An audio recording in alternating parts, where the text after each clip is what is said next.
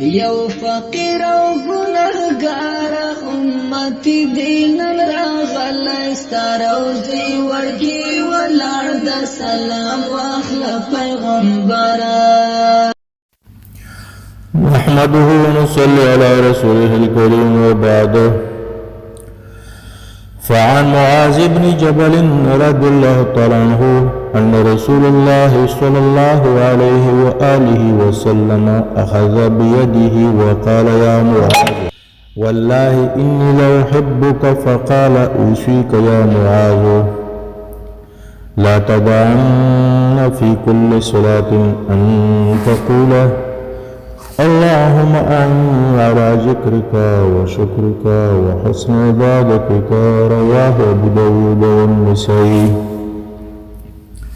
قدرمن عزتمن دا څومره لوړه مرتبه ده چې انسان د نبي کریم علیه الصلاة والسلام محبوب شي، چې نبي علیه الصلاة والسلام ورسره مینه کوي.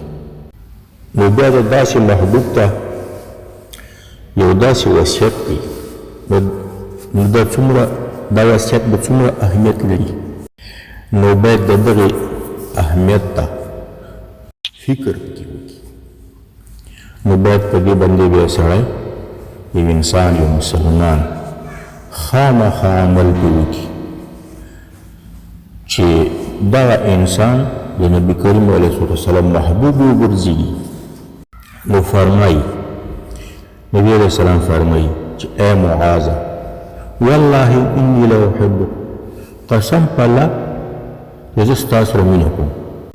نو فقال نبي علیه السلام وفرمایل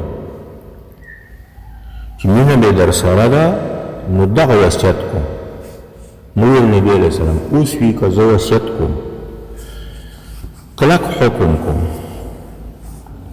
کلک غوښتنه کوم د ستا ای معاذ د څه شي لا تدعن في كل صلاة، مه پرېږده په هر منځه کې، په سجده کې د تحیې نه پس، د درود شریف نه پس، د سلام نه مخکې ته مه پرېږده په هر منځه کې ان تقوله چې ته ووایې. کومه دعا وکړې؟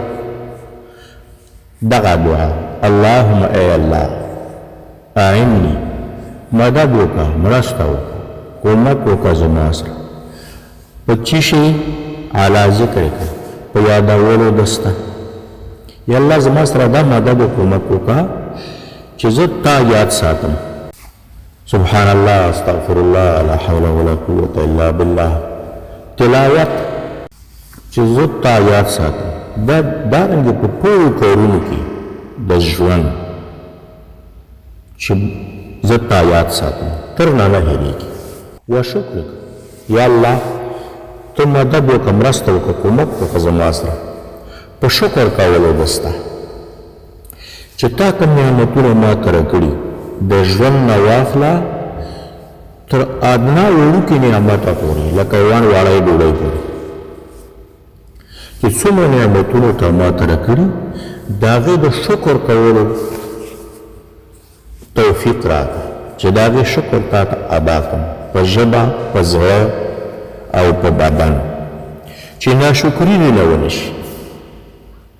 درېم وحسن عبادت، ته کومک وکړه زما سره، مدد وکړه زما سره، توفیق راکړه ما ته په ښه عبادت کولو د ستا.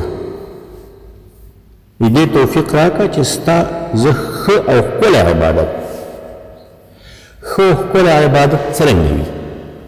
هغه دا وي چې ته حج کوې، لمونځ کوې، روژه نیسې، نفلونه کوې، تهجد کوې،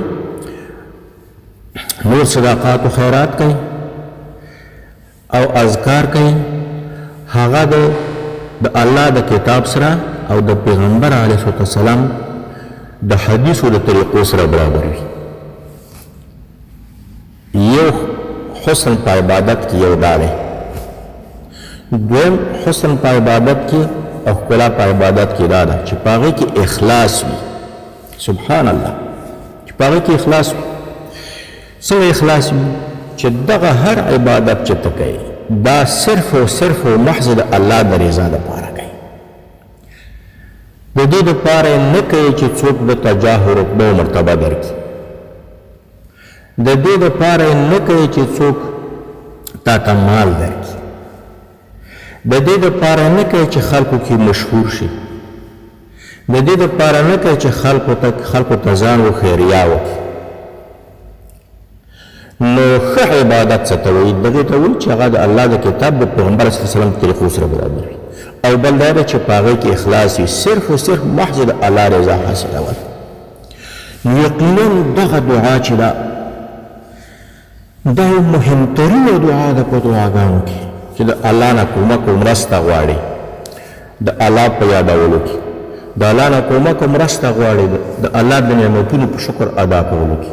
ځکه موږ باندې الله تعالی دومره نعمتونه کړي چې شمار یې نشو کولی، نو د هغه شکر کول او ښه عبادت د الف نه تر یا پورې څومره عبادات ته کوي چې هغه د الله تعالی کتاب وګوري، د پیغمبر علیه السلام حدیث وګوري چې هغې سره برابر دی، او بل دا ده چې صرف و صرف د الله رضا حاصلول. نو الله تعالی توفیق راکړي چې په دغه دعا کولو باندې او په دغه شرایطو باندې عمل وکړو چې د نبي کریم علیه السلام محبوب وګرځېږو. السلام علیکم ورحمة الله وبرکاته.